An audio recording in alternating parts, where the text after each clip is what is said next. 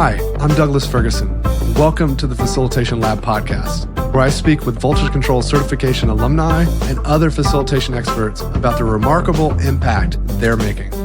We embrace a method-agnostic approach so you can enjoy a wide range of topics and perspectives as we examine all the nuances of enabling meaningful group experiences. This series is dedicated to helping you navigate the realities of facilitating collaboration, ensuring every session you lead becomes truly transformative. Thanks so much for listening. If you'd like to join us for a live session sometime, you can join our Facilitation Lab community. It's an ideal space to apply what you learn in the podcast in real time with peers. Sign up today at voltagecontrol.com/facilitation-lab. And if you'd like to learn more about our 12-week facilitation certification program, you can read about it at voltagecontrol.com. Today, I'm with Renita Joyce Smith, CEO of Leap Forward Coaching and Consulting, where she helps leaders navigate the messy middle of change with clarity, courage, and heart. She's a strategic alchemist, master facilitator, and advocate for making work suck less and people matter more. Welcome to the show, Renita. Thank you. Thanks for having me. I'm super excited. Yeah, looking forward to chatting.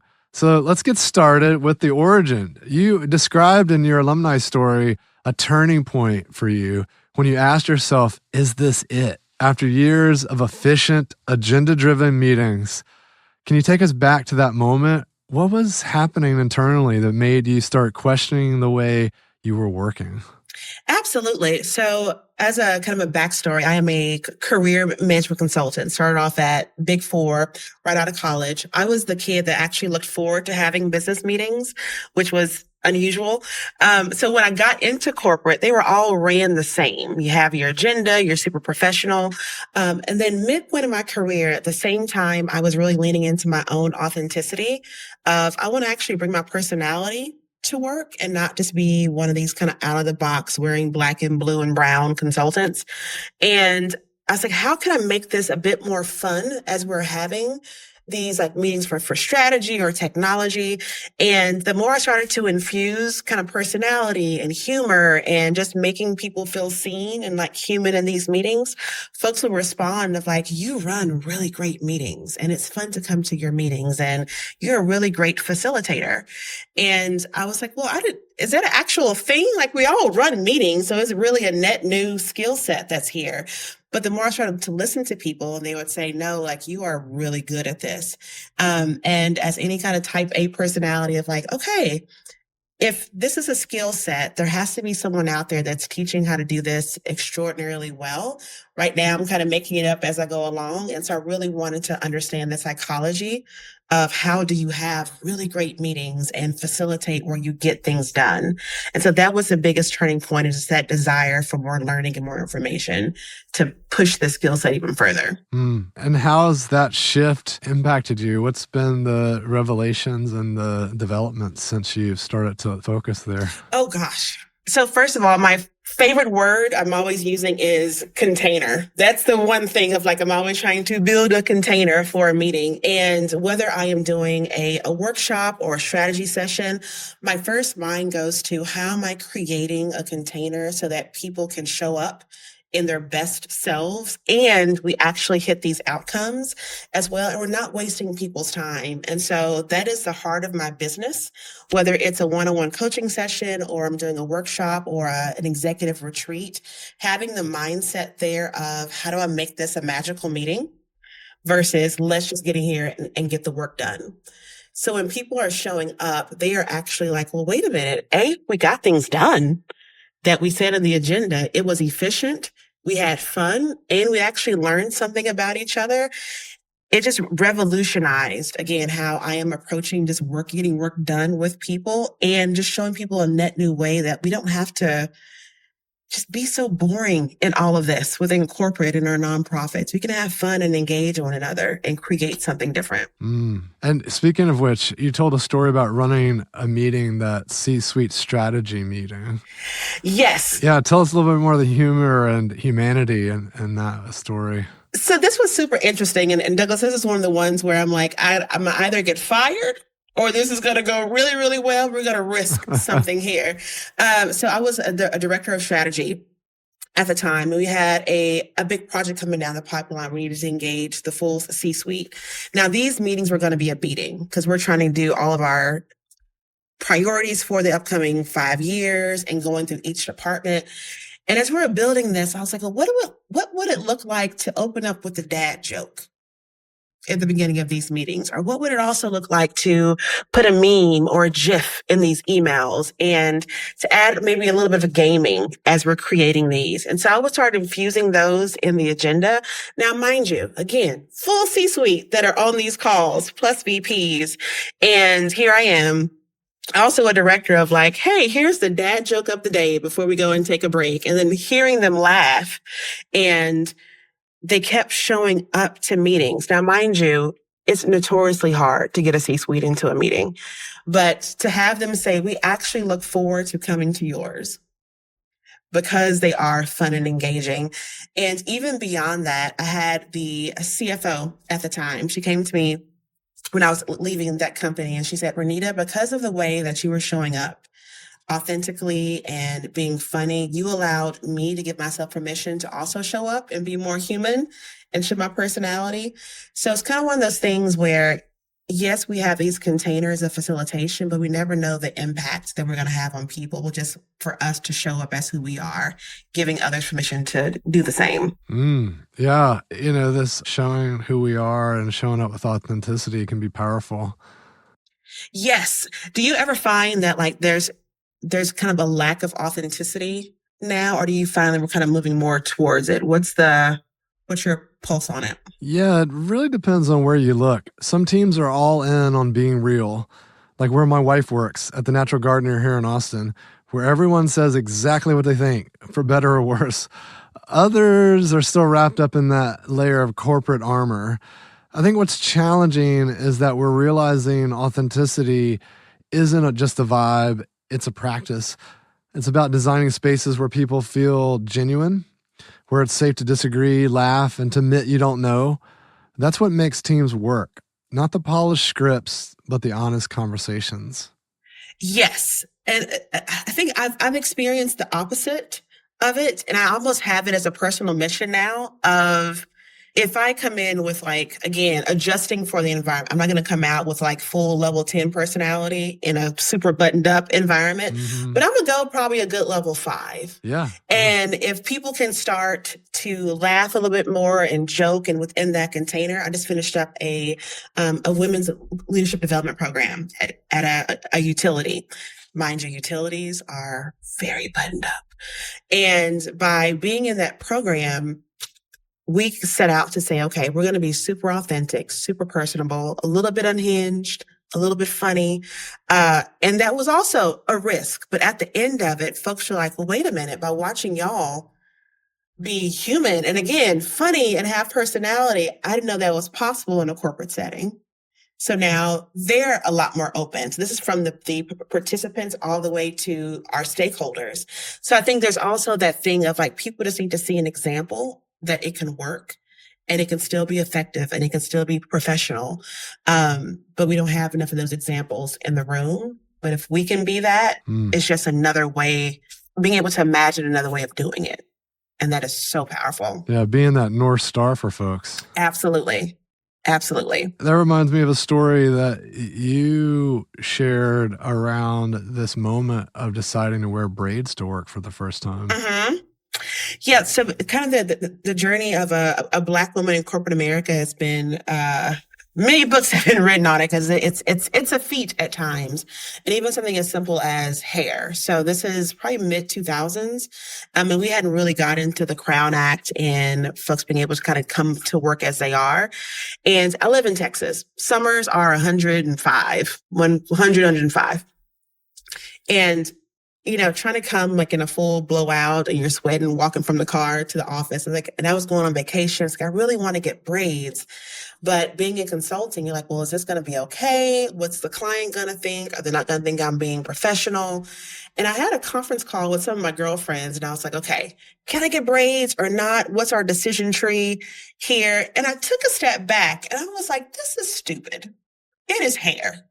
And my brain is still functioning the same with or without however my hair is being styled in the moment. And if I am not in an organization where I can show up, at least with my hair in a different style, and that be also authentic, I may be in the wrong organization.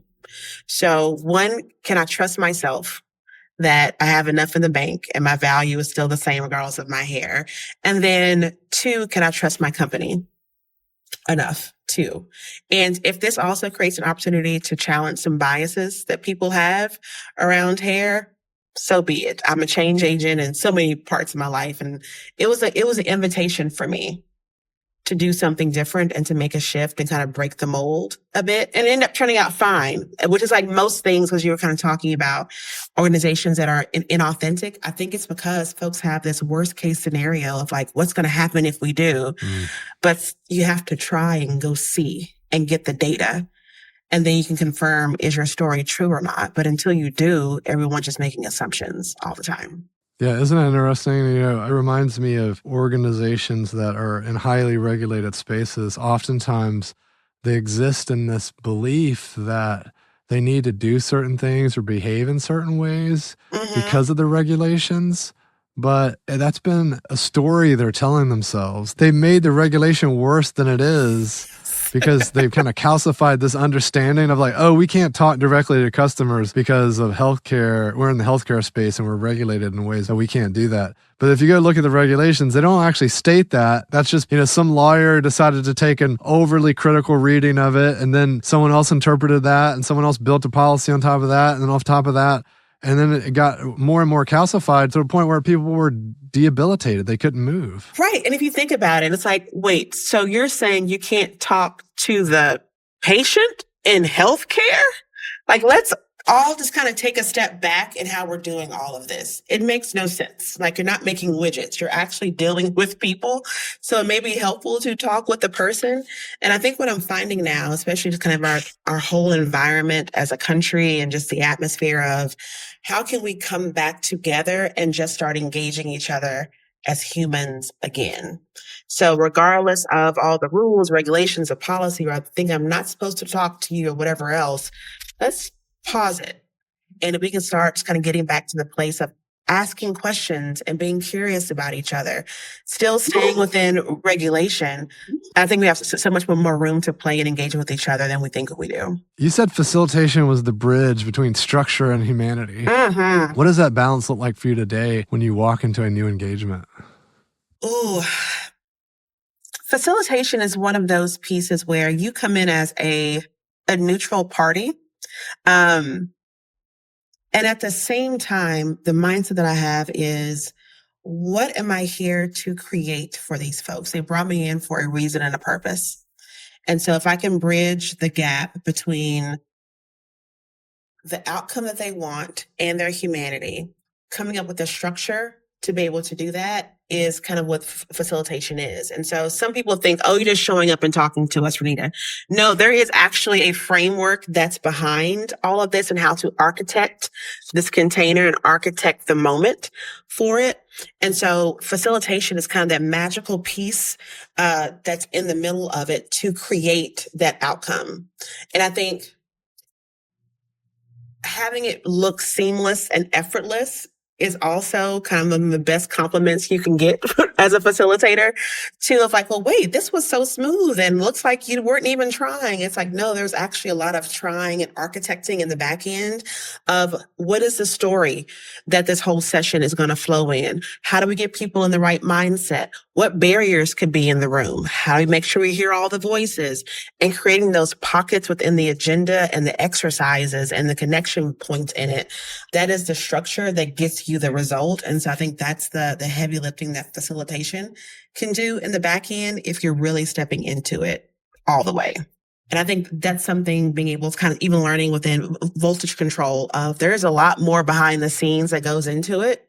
And so I appreciate the programs y'all have too, because it gives a level of kind of meatiness to this role versus just, again, putting a couple items on a Word document and calling an agenda and just rolling in and saying, what's next? Yeah, definitely more than an agenda. Yes. I think that's the pitfall a lot of folks fall into is no agenda, no attenda, these kinds of things. And it's like, yeah, sure.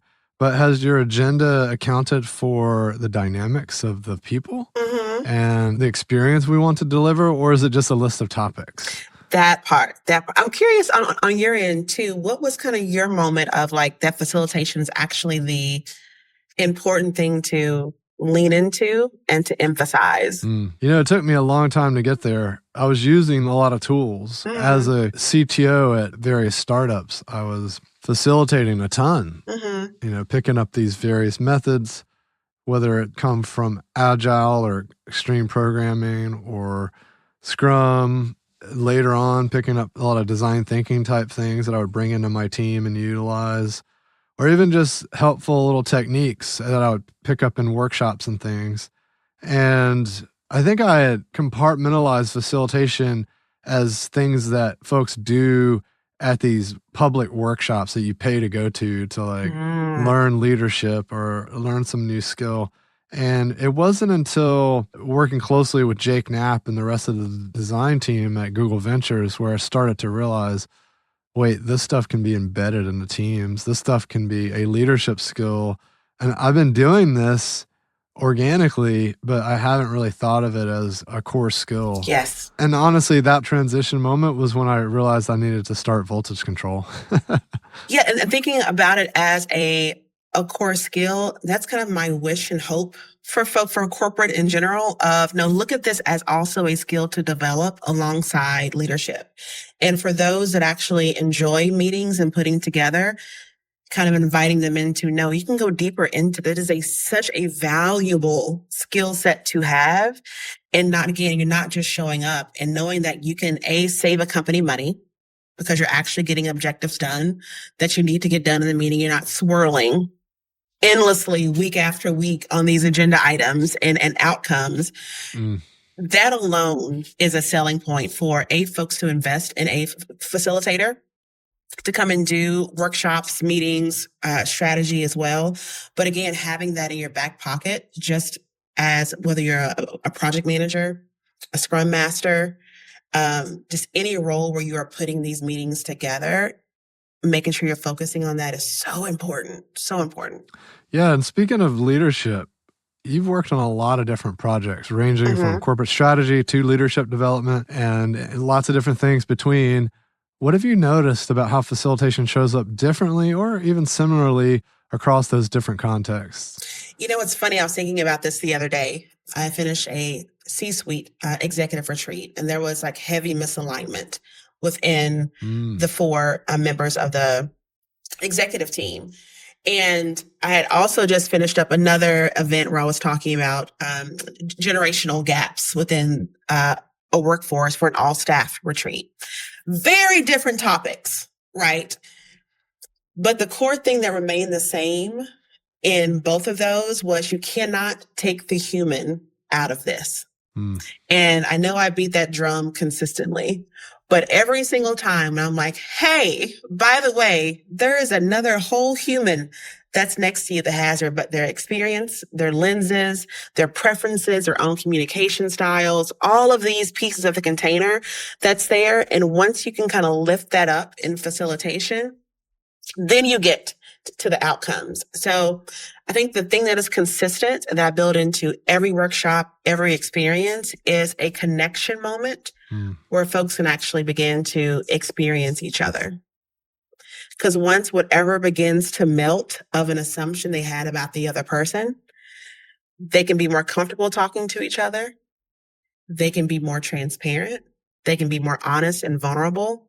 And then you get things done.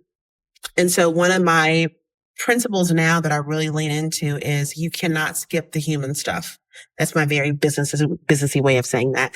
You can't skip the human stuff to get to the business outcome. It's impossible. We've tried our best the past decade or so of just like driving and treating people as resources, but we have never been this burnt out, this inefficient, and people are at their breaking point. And it's like, well, let's go back and get back to this humanity piece of it to try to ease some of that up. And so that, again, the most consistent thing across when I facilitate, bringing it back to the person. Yeah, it's been longer than a decade that we've been doing that. I'd argue that the last decade, there's been a lot of people trying to unwind some of the stuff that's been put in place by Taylorism and a lot of the industrial military complex, Yes. where so much of the work we do is influenced by military type of structures, and those need to be rethought. Yeah, and I use this example at times, and thank you for reminding me of the Industrial Revolution there, where like back in the day, if you were working at Ford and making a car, you'd need to talk to the person next to you to put on the next tire. It was coming down the assembly line. And so there was not any need for collaboration in that. You knew what you were doing. There is so much collaboration that's needed now. And I continue to be in awe that people just do not talk to each other. And so I will consistently get into these rooms and I was like, oh, so you need this information. Have you talked to them? And they're like, well, no, I assumed I didn't want to bother them, or I thought that they knew they had it all together, or I thought they had enough information, or I thought. And it's like, but the person's right there. How about we talk about it now? 5 minutes later, the amount of clarity that comes. And so, yeah, being able to kind of introduce people even back to conversation, because it's just not happening in our hallways or our Zoom screens anymore. Folks are, again, just showing up. What do you need from me? I'm a bounce out versus let's actually talk about this and connect and work through it. We're not just putting tires on a car anymore. So we need a little bit extra support in this. So tell me about the connection activities that you typically like to embed. Yes. So one that I'm loving right now is personal histories. And so being able to ask folks, going back to your childhood, were you the oldest, middle, youngest sibling? Where did you grow up? What was the environment like? And what was the challenge of your childhood as well? And so this works extraordinarily well for folks who don't know a lot about each other, even though they work with each other for years. And it's a low enough threshold so that where people are a little bit extra guarded, they're not having to be overly vulnerable in it, but like just enough, like 10% more vulnerable and transparent. And watching people's eyes light up, it's like, I didn't know you were the oldest kid, or I didn't know you grew up in Idaho.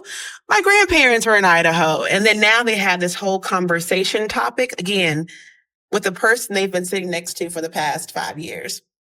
So being able to kind of introduce these moments of you can share more about yourself without, again, telling all your business. That has been eye-opening for people. The other part that I love doing is some type of how are you doing today on an emotional side. And so as adults, we're kind of afraid of emotion wheels of, nope, I don't want to actually know how I'm doing or how I'm feeling today. But introducing people to if you were the weather today, how are you showing up in the room? Sunny, stormy, cloudy, foggy, and going around a room and having people hear each other of like, oh, I'm foggy today, or oh, I'm rainy. Folks are like, oh, I heard you were foggy. Is everything okay? Can I support you? And being able to mirror of you can do this within your meetings, so you just kind of know how your team is doing. Again, you don't need to know what's happening at home or the backstory, but getting a good gauge of kind of like why Anne may be showing up a little bit down today. Her saying it's rainy could be, again, that connection and getting that support. And so those are two that I love leading into. Very nice. You also mentioned using technology to help structure and drive creativity in your virtual spaces. How's that enhanced your facilitation practice? Yes. So learning how to use a virtual mural board that I learned within the program here at Voltage Control, which has been an amazing tool. So instead of, again, people just looking at the screen, having them go in and like do a live sticky note so they can see their idea on the board and you're moving things around. And it's, again, people are locked in and it gives them a way to be tactile, because sometimes, especially virtually, folks can zone out and go check email or do something else. But if you have them actively clicking on a virtual whiteboard, it gets their attention even more, and they feel like their ideas are being captured. And it's not just, no one heard me. Nope, we heard you because you have these 3 stickies right here. And so your ideas are being brought into a room. So that's one angle that I love to use virtual whiteboards as technology. In my own back-end process, I love using AI. And I know it can be a little bit controversial nowadays with like, wait, is AI going to replace people or whatever else? My position on AI is that it is a value multiplier for how I can be even more effective for a workshop. So I can take my initial ideas for crafting an experience and say, here's my audience. Here's what we want to get done. Help me really refine this exercise to meet the needs of this audience and workshop. And so my ideas are better with using AI in the back end. The agenda is smoother. I'm able to also give out handouts with exercises that mirror. And so I have kind of a facilitation partner in the back end with AI that has quantum leaped my workshops. Just being able to have that as a partner. What AI tools are you leaning into? Oh, goodness. That's a whole, I can jam out for days. I am a Claude girl nowadays. Still ChatGPT is my old school there for like a good workhorse and refining an agenda. That's there. But Claude for kind of getting the in-between of exercises and really getting that tone right for slides and transitions, I'm falling in love with. Those two I have in my hip pocket consistently. And then if I'm ever trying to do any kind of thought leadership, I'm using some automation in there to refine ideas as I go along. But between Claude and ChatGPT, I can go a very long way in facilitation. Yeah, fantastic. Are you weaving in AI in your practice anywhere? Yeah, I use it daily. Big fan of ChatGPT. I use Claude some. If I'm writing code, I'll use something called Cursor. Heavily using the AI capabilities inside of Miro. We built a ton of stuff on that and launched it at Canvas this year, which is pretty exciting. So also have been experimenting with tools like Gamma for creating presentations. Yes. Yeah. And have even been using Zapier to automate a lot of stuff. So the things that I was doing by hand with AI, I'm having AI do in the background. So I don't even have to take the time to prompt it anymore. The stuff's just waiting for me when I sit down to work on it. Absolutely. And Gamma is a fantastic tool. And I continue to be in awe just on the leaps that these tools are making by the week. And so even just kind of trying to catch up and stay in lockstep with it. But I think having the perspective, especially as a facilitator, of what can you have in your back pocket to just make things more efficient and more effective so you can focus your time on the experience versus kind of just the punching of the keyboard. So figuring out how to weave it into your workflow is so important right now. Yeah, absolutely. And you talk about wanting to build a bench of facilitators in Dallas. What kind of culture or mindset do you hope that group will embody? Oh, goodness. So I have a business partner that I work with a lot as well. And we were talking about this the other day of as we kind of expand our bench, there is a mindset of, can you also be authentic and vulnerable and present in a room and engage? So this is not you showing up and reading off of a script, which there's nothing wrong with that. There are some trainings and facilitators that are very much of, I need a full binder of facilitator notes. Those aren't what I'm looking for. I'm looking for people that can have an outline and knowing what beats you need to hit, but also have the intuition to know what's in the room and to be able to pivot and to flow and to engage the audience where you're almost one with the material versus having to say, again, that scripted workflow that's there. So it's a little bit of an X factor in it of what does your stagecraft look like? And I think that's one of those little pieces of facilitation that I don't know if we talk about enough, that sets you apart even as like a more kind of masterful facilitator. How are you just working in this, like it's an audience while you're also facilitating the room? And so that's what I'm looking for. And what I'm talking to other facilitators or asking like, how are you just so good with the people? I tell them, go take an improv class. Improv has been the other biggest game changer for me in my practice. I've been doing it for 4 years, and nothing teaches you how to stay in the moment and be able to respond to what's in front of you like improv does. So right now I can step into any room and anything can pretty much happen. And I'm like, okay, yes, and what's next? Yes, and we can pivot. If someone has a weird question, I have a response. I can be in this moment with you because I can deal in the uncertainty and ambiguity because I learned how to play with it in improv. What do you wish more people understood about the deeper impact of facilitation, especially the impact it can have on teams and organizations? I think one thing I wish people understood about the impact of facilitation is that it's not a nice to have, it's a critical component. Your facilitator can make or break your meeting and experience. If you're investing thousands of dollars in the venue, thousands of dollars of man hours of people showing up, stepping away from their desk to be in a room, to get something done or to connect or to build, thinking about the facilitator last, or, oh, I can do it myself, which again can have good results, but the impact of having a specialist in the room when you are investing all of those resources is critical for, again, the outcomes that you want to have. So what I love seeing now is that people are starting to make this shift of, hey, we have this coming up. We need to call in a facilitator. That's now becoming the second thought versus, oh, we'll just do it ourselves. And seeing the results, again, of having that expertise in the room helps people just to know that it is a valuable thing to invest in as well. And also just for the people that are putting on the meeting, you get to experience the meeting with your team. You don't have to be on. You can be a participant and create with your peers. And so it gives you a chance to also rest and be a part of it versus having to facilitate and organize and. Nope. You get to sit in the seat and know that you are kind of just being held in this container. Yeah.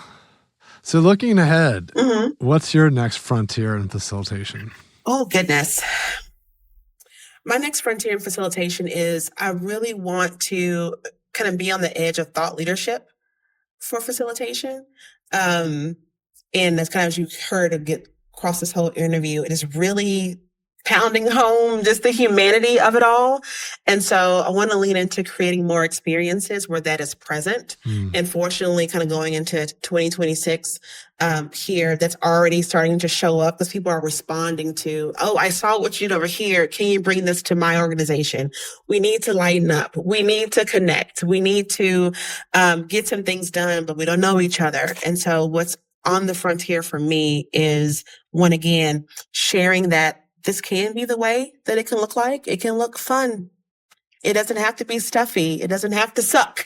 That's in there. And you can walk out with an outcome and a net new connection. And so being able to beat that drum there. And then the other part of that I'm looking forward to in facilitation is kind of it being my Trojan horse of me getting into organizations and facilitating that change. And so as we were kind of talking about earlier, so many organizations are inauthentic. And so if I can Trojan horse my way in and add a little bit of that fairy dust of, nope, y'all can connect. It's okay. And so that's my way of kind of leaving organizations better than I found them as well. Love that. Leaving organizations better than you found them. And so knowing that, like, oh, they experienced Renita, they experienced Leap Forward, and now the team is better. They're closer. They're getting things done in a net new way. Burnout has decreased. And you can say, like, wait, Renita, all that is from a facilitation. Come on now.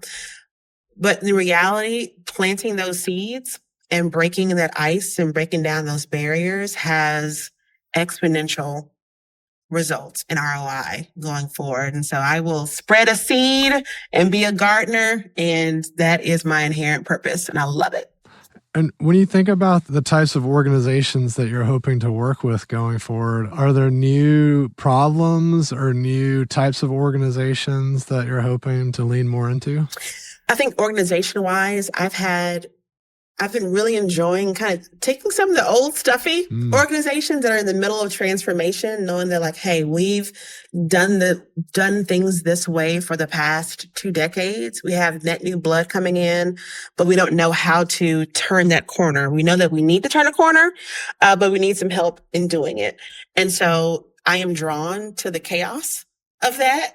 I'm also drawn to organizations that either not in the transformation, they're like, well, we know that something has to be different because our people aren't experiencing the company like we want them to experience it. We aren't showing up the way that we want to show up. And so can you show us a net new way of doing it. So I am drawn to the organizations that are ready for a change and to experience something different, even if they don't know quite what it is yet. And kind of the more chaotic and broken, the better for me, because it's just kind of ripe for being able to build it up anew. Yes. And then having that consulting background, you can drop me into a Fortune 5 or a nonprofit that just started, and the Swiss Army belt there of tools is the same. What sorts of transformations are you mostly seeing folks dealing with these days? So one is AI. Folks are really trying to understand, how do we get people in the mindset of using these tools and the change management of it as well. And so being able to kind of couple my pro side change management with the facilitation and the professional development aspect of it, and getting people's minds ready for AI, reinvigorating that curiosity again in folks, and then where it can fit in the business process. So that's one aspect of change.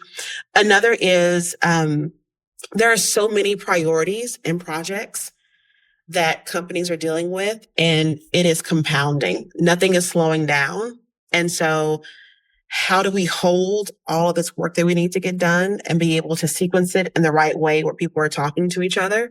So that's another big transformation aspect there, of just helping to, again, organize the chaos of it all and create alignment in there. And then the third type of transformation is we've had either an influx of workforce, or we've had to lay people off, and we need someone to come in and just kind of help our people be more resilient, because they are burnt out and there's so much going on. So can you come deal with the heart of people in the transformation?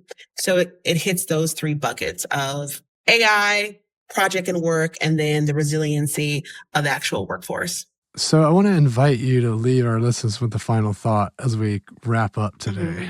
So the final thought that I would have for everyone is, it won't come as a surprise, but do not forget the humanity of who we are. There is so much goodness in being able to connect with someone.